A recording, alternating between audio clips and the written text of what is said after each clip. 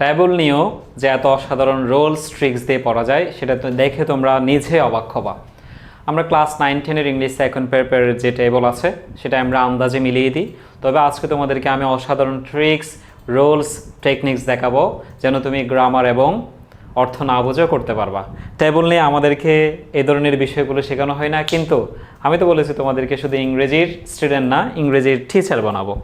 দেখো, টেবল নিয়ে আমি এখানে প্রায় 10 থেকে 15টা ট্রিক্স দিয়েছি, রুলস দিয়েছি, গ্রামাটিক্যাল স্ট্রাকচার দিয়েছি। টেবলের উত্তর করতে প্রথমে ডান পাশের অর্থগুলো পড়ে ফেলবা। টেবলে কিন্তু প্রথমে সাবজেক্ট থাকে, মাঝখানে ভার্ব থাকে, ডান পাশে অবজেক্ট থাকে। সাবজেক্ট বা অবজেক্ট মিলিয়ে বাক্য তৈরি করবা। সিরিয়ালি লিখতে হবে না, যেটা আগে পারো সেটা লিখে ফেলবা, সিরিয়ালি লিখতে পারলে ভালো। 1 নম্বর ট্রিক্স হলো, দেখো, I, we, one, everyone, everybody থাকলে শুড এরপরে ভার্ব ওয়ান। কি দেখো কি বলছি বলো, প্রত্যেকটা রুলস দিয়েছি, প্রত্যেকটা রুলসের পাশাপাশি তোমাদের বিগত বছরের আসা বোর্ড প্রশ্ন থেকে আমি এক্সাম্পলও লিখে দিয়েছি এখানে। কি বলছে দেখো, তুমি যখন সাবজেক্ট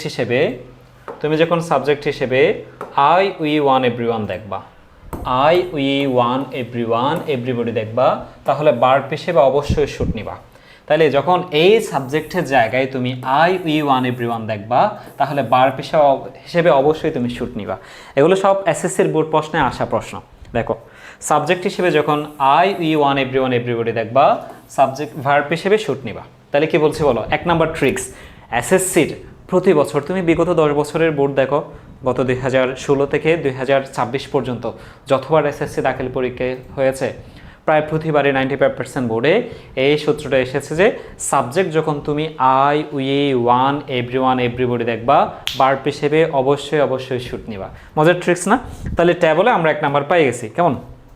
আচ্ছা, এবার আসো 2 নম্বর ট্রিক্স হলো, যেমন সাবজেক্ট তেমন ভার্ব। অর্থাৎ তোমার সাবজেক্টটা যদি সিঙ্গুলার হয়, তোমার ভার্বটাও সিঙ্গুলার নিতে হবে।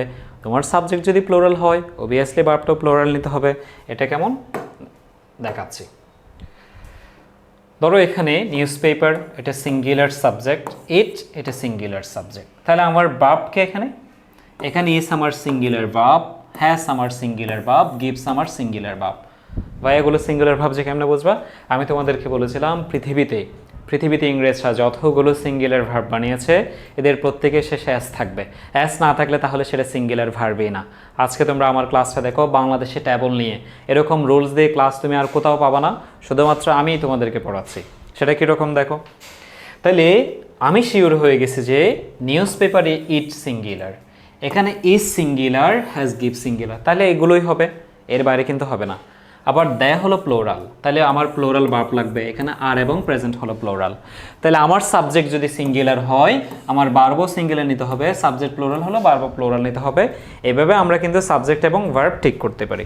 এখানে আর একটা বিষয় মনে রাখবা যে অবজেক্ট কিন্তু 5টায় থাকবে, ভার্ব কিন্তু 2টা থেকে 5টা থাকবে, সাবজেক্টও 2টা থেকে 5টা থাকবে। অর্থাৎ তুমি সাবজেক্ট এবং ভার্ব একের অধিক ইউজ করতে পারবা, কিন্তু অবজেক্ট একের অধিক ইউজ করতে পারবা না। ওকে, আচ্ছা, এখানে দেখো এরপর অ্যাপ্রোপ্রিয়েট প্রেপোজিশন। এটা এত কার্যকরী টিপস টেবলের ক্ষেত্রে, তুমি দেখে জাস্ট ওয়াও। ওকে, সেটা কি? ভার্ব যদি অ্যাপ্রোপ্রিয়েট প্রেপোজিশন কি? কিছু প্রেপোজিশন আছে যে ওটা ছাড়া বসে না, যেমন ডিপেন্ড অন ছাড়া বসে না, কেমন ডিফারেন্ট ফ্রম ছাড়া বসে না। ওকে, ভার্ব যদি ডিপেন্ড হয় তাহলে ডান পাশে অন থাকবে, সেটাই উত্তর হবে। কারণ ডিপেন্ড শব্দটা অন ছাড়া বসে না, ওয়ান্ট টু ছাড়া বসে না, রেফার টু ছাড়া বসে না, প্রোভাইড উইথ ছাড়া বসে না। তাহলে তুমি এখানে দেখো, তুমি যদি এখানে রেফার্সটা দেখো, কি বলছি, তুমি যদি এখানে রেফার্স দেখো, ডান পাশে সেই উত্তরটা হবে যেখানে টু আছে, কারণ রেফার টু ছাড়া বসে না। মজা দেখছো? তাহলে আজকের এই ট্যাবলের ক্লাসটা 1000টা শেয়ার হইতে হবে, কেমন? এটা 1000 শেয়ার ডিজার্ভ করে। সবাই শেয়ার করে দিবা, লাইক কমেন্ট শেয়ার করে দিবা। ওকে, আচ্ছা, তাহলে রেফারের পর টু হয়, প্রোভাইডের পর উইথ হয়, ওয়ান্টের পর টু হয়। তাহলে রেফার দেখছি মানে রেফারের সাথে ডান পাশের সেই অবজেক্টটা হবে যেখানে টু আছে। এবার আসো, এই যে এখানে দেখো রেফার্স বলছি না, রেফার্সের পরে সেই শব্দটা হবে যেখানে টু আছে, ডিপেন্ডের পর সেই শব্দটা হবে যেখানে অন আছে। কারণ রেফার টু ছাড়া বসে না, ডিপেন্ড অন ছাড়া বসে না। এ ধরনের প্রত্যেকটা, যেমন প্রোভাইড উইথ ছাড়া বসে না, এগুলো সব বিগত এসএসসি দাখিল পরীক্ষার বোর্ড প্রশ্ন, আমার মন গড়া একটাও দিই নাই। প্রত্যেকটা রোলস ট্রিক্সের পাশে, এক্সাম্পলের পাশে আমরা বোর্ড প্রশ্নের রিয়েল প্র্যাকটিস দিয়ে দিয়েছি। ওকে, এবার দেখো আরও মজা, দেখো এত মজা। ভাই তোমরা বলবো যে ভাইয়া ট্যাবল নিয়ে এত রুলস পড়া যায়? আমরা তো জানতাম যে ট্যাবল মানে হচ্ছে দেখে দেখে এমনি আন্দাজ করে মিলিয়ে দেওয়া। না, যে ভার্বগুলোর পরে ডিরেক্ট বা ইনডিরেক্ট অবজেক্ট ব্যবহৃত হয় নিচে তাদের তালিকা দেওয়া হলো। এই যে এই ধরনের ভার্বগুলো যদি দেখো তুমি, হার এবং আস, এগুলো হলো ইনডিরেক্ট অবজেক্ট। এই ধরনের অবজেক্ট দেখবা, সেগুলো কি কি? আক্স, bring, buy, cause, cook, choose, deny, do, envy, find, get, give, hand, lip, chant, make, order, owe, pass, pay, reach, save, sell, strike, send, spare, show, tell, throw, write, wish। বলেছি এই ভার্বের পর তোমাকে কি দিতে হবে? অবজেক্ট দিতে হবে। তাহলে আমি তোমাদেরকে বলছি এই যে গিভের পরে অবজেক্ট হয়, গিভের পরে আস আছে কিনা বলো, ল্যান্ডের পরে হার আছে কিনা বলো, গ্যাবের পরে আস আছে কিনা বলো। এই যে গিভের পর আস আছে, এরপর ল্যান্ড, ল্যান্ড কোথায়, ল্যান্ড কোথায়, ল্যান্ড ল্যান্ড ল্যান্ড ল্যান্ড কই, ল্যান্ড কই, ল্যান্ডে তো খুঁজে পাইতেছি না। হ্যান্ড, লিপ, ল্যান্ড, কেমন? এদের পরে কি দিতে হবে তোমাকে? এদের পর তোমাকে অবজেক্ট দিতে হবে। কি দিতে হবে? অবজেক্ট দিতে হবে। ওকে, আচ্ছা, প্রনাউন দিতে হবে। এবার আসো, যে ভার্বগুলোর পরে infinitive to plus verb one দিতে হবে, টু প্লাস ভার ওয়ান দিতে হবে। যেমন ওয়ান যদি কোনো ট্যাবলে থাকে, ভার্ব হিসেবে ইনটেন্স যদি কোনো ট্যাবলে থাকে, ডান পাশে সেই উত্তরটা নিবা যেখানে টু আছে, ডান পাশে সেই উত্তরটা নিবা যেখানে টু আছে। যে ভার্বগুলোর পরে ইনফিনিটিভ অর্থাৎ টু প্লাস ভার ওয়ান ব্যবহৃত হয় নিচে তাদের তালিকা দিয়েছি। এই যে লাইক থেকে লার্ন পর্যন্ত যারা আছে, এদের পরে ডান পাশে সেই ট্যাবলটাকে তুমি উত্তর হিসেবে নিবা যেখানে টু আছে।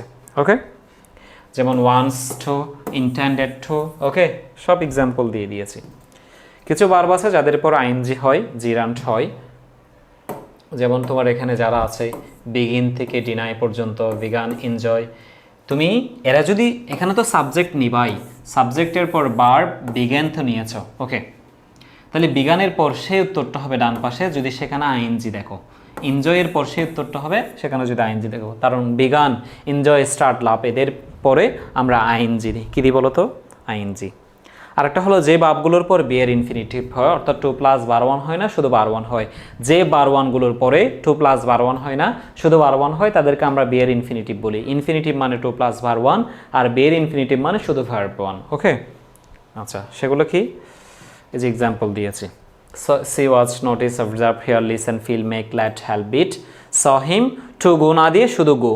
হিয়ারের পর টু সিং না দিয়ে শুধু সিং। ওকে, তাহলে এই ভার্বগুলোর পর বি এর ইনফিনিটিভ হয়, শুধু ভার্ব ওয়ান হয়, not to plus verb one. তাহলে দেখো আমি তোমাদের প্রায় 9-10টা ট্রিক্স দিয়েছি।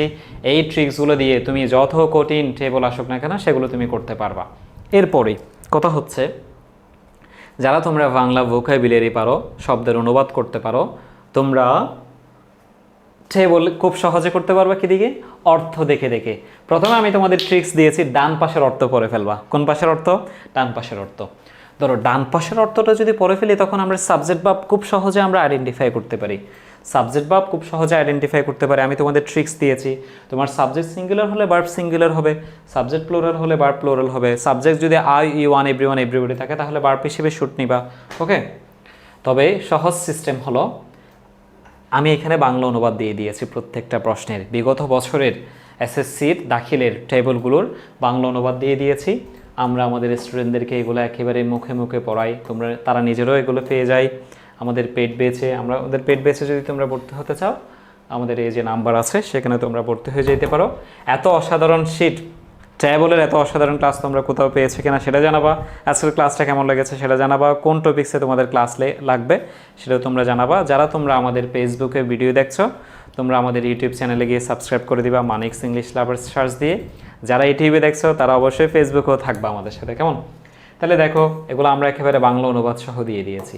বাংলা অনুবাদ সবগুলোর এই অসাধারণ পিডিএফ, এই অসাধারণ ক্লাসগুলো পেতে চাইলে আমাদের এসএসসি স্পেশাল ইংলিশ কোর্সে তোমরা ভর্তি হয়ে যাও। আল্লাহ হাফেজ, সালামু আলাইকুম।